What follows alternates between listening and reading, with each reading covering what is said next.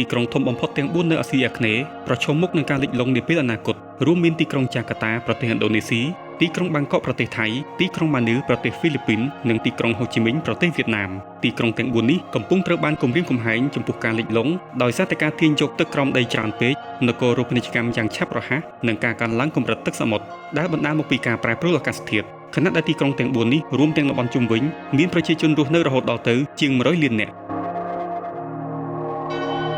ទី1ទីក្រុងចាកាតាប្រទេសឥណ្ឌូនេស៊ីផ្ទៃដីចាកាតាកំពុងតែស្រុតចុះនេះដោយសារតែសកម្មភាពទាញយកទឹកក្រោមដីច្រើនពេកសំណង់អគារធំៗហើយកាន់តែធ្ងន់ធ្ងរគឺការកើនឡើងនៃកម្រិតទឹកសមុទ្រតំបន់ដែលប្រឈមមុខខ្លាំងបំផុតគឺភាគខាងជើងទីក្រុងចាកាតាដែលជាតំបន់ជាប់មាត់សមុទ្រការទាញយកទឹកក្រោមដីដែលមិនអាចគ្រប់គ្រងបានរាប់ទសវត្សរ៍មកហើយនោះបានបន្សល់ទុកតែសម្បកដីនៅក្រោមឆ្នេរសមុទ្រនេះមិនមែនជាបញ្ហាសម្រាប់អនាគតនោះទេវាគឺជាបញ្ហានាពេលបច្ចុប្បន្ននេះហើយត្រូវតែមានវិធានការដោះស្រាយជាបន្ទាន់កត្តាទាំងនេះហើយដែលនាំឲ្យឥណ្ឌូនេស៊ីត្រូវតែបដូររដ្ឋធានីចេញពីចាកាតាទៅបង្កើតរដ្ឋធានីថ្មីនៅកាលីម៉ាន់តាន់ខាងកើតលើកោះបូនីអូនោះគឺរដ្ឋធានីនូសាន់តារ៉ាការសាងសង់ជញ្ជាំងសមុទ្រយក្សរបស់ទីក្រុងចាកាតាដែលការពារភាគខាងជើងទីក្រុងពីទឹកជំនន់ជាអចិន្ត្រៃយ៍ពិតជាយឺតយ៉ាវអស់រយៈពេលច្រើនឆ្នាំមកហើយមិនត្រូវបានគ្រោងនឹងបញ្ចប់រហូតដល់ឆ្នាំ2030ឬអាចយូរជាងនេះទៅទៀតក្នុងចំណោមជញ្ជាំងសមុទ្រប្រវែង 23.2 គីឡូម៉ែត្រដែលបានគ្រោងទុកមានតែ 11.8 គីឡូម៉ែត្រតែប៉ុណ្ណោះដែលត្រូវបានសាងសង់ក្នុងឆ្នាំ2026តំបន់ទីប្រជុំជនចាកាតា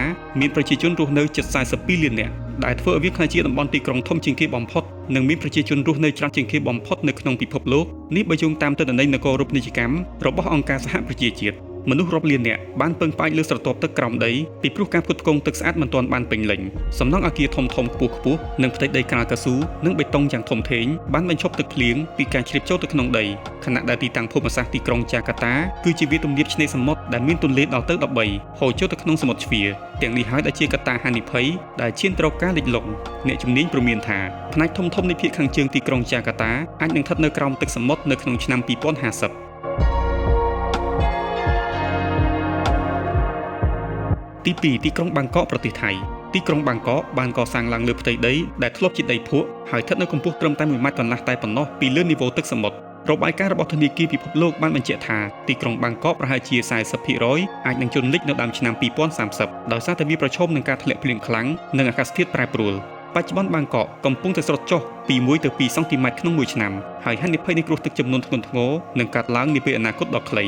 កម្ពស់ទឹកនៅឈូងសមុទ្រថៃក្បែរទីក្រុងបាងកកកំពុងកើនឡើងប្រហែលជា4មីលីម៉ែត្រជារៀងរាល់ឆ្នាំគឺលើសពីកម្រិតមធ្យមនៃការកើនឡើងកម្ពស់ទឹកសមុទ្រនៅលើពិភពលោកហើយផ្នែកភាគច្រើននៃទីក្រុងបាងកកបានស្ថិតនៅក្រោមកម្ពស់ទឹកសមុទ្ររួចទៅហើយលក្ខណៈដីនៅបាងកកគឺជាប្រភេទដីភក់ទន់ៗនិងដីឥដ្ឋនៃតំបន់ដីសណ្ដទន្លេចៅប្រយ៉ាខណៈដែលអគារខ្ពស់ៗនិងការអភិវឌ្ឍទីក្រុងយ៉ាងឆាប់រហ័សបានធ្វើឲ្យដីស្រុតចុះជាមួយគ្នានេះការទាញយកទឹកក្រោមដីច្រើនពេកធ្វើឲ្យស្រទាប់ទឹកនៅក្រោមដីទទេនិងបណ្ដាលឲ្យដីស្រុតចុះរីឯការប្រែប្រួលអាកាសធាតុក៏បានបង្កើនកម្រិតទឹកសមុទ្រព្យុះខ្លាំងជាងមុនភ្លៀងធ្លាក់ខ្លាំងជាងមុនសុទ្ធតែជាការគំរាមកំហែងខ្ពស់បំផុតចំពោះការលិចលង់នាពេលអនាគតដ៏ខ្លី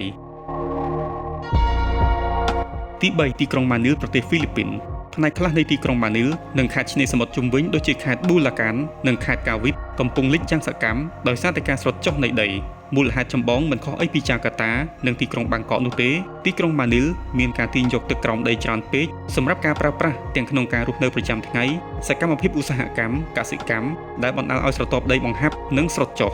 នគររូបនីយកម្មយ៉ាងឆាប់រហ័សដូចជាការសាងសង់អគារហេដ្ឋារចនាសម្ព័ន្ធបេតុងធ្ងន់ធ្ងរបានដាក់សម្ពាធទៅលើវាលទំនាបឆ្នេរសមុទ្រដែលជាប្រភេទដីទន់ការកើនឡើងនៃកម្រិតទឹកសមុទ្របានបង្កើនការគំរាមកំហែងកាន់តែខ្លាំងឡើងខណៈដែលដីកំពុងស្រុតចុះក្នុងពេលដំណើរគ្នានឹងធ្វើឲ្យទីក្រុងម៉ានីលប្រឈមមុខនឹងការលិចលង់នាពេលអនាគត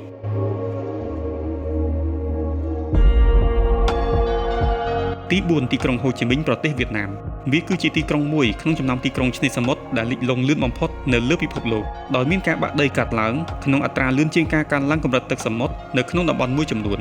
នេះគឺដោយសារតែកត្តារួមបញ្ចូលគ្នានៃការស្រុតដីការកើនឡើងកម្ពស់ទឹកសមុទ្រនិងគ្រឹះដីខ្សោយដោយសារតែការទាញយកទឹកក្រោមដីច្រើនពេកមជ្ឈមណ្ឌលអាកាសធាតុបានព្យាករណ៍ថាខេត្តភាគខាងត្បូងភាគច្រើននៅក្នុងប្រទេសវៀតណាមអាចនឹងត្រូវជន់លិចនៅក្នុងឆ្នាំ2050ប្រសិនបើកម្រិតទឹកសមុទ្រកើនឡើង1ម៉ែត្រនោះ 18% នៃទីក្រុងនិង 39% នៃដីសណ្ដទន្លេមេគង្គនឹងត្រូវគ្របដណ្ដប់ដោយទឹក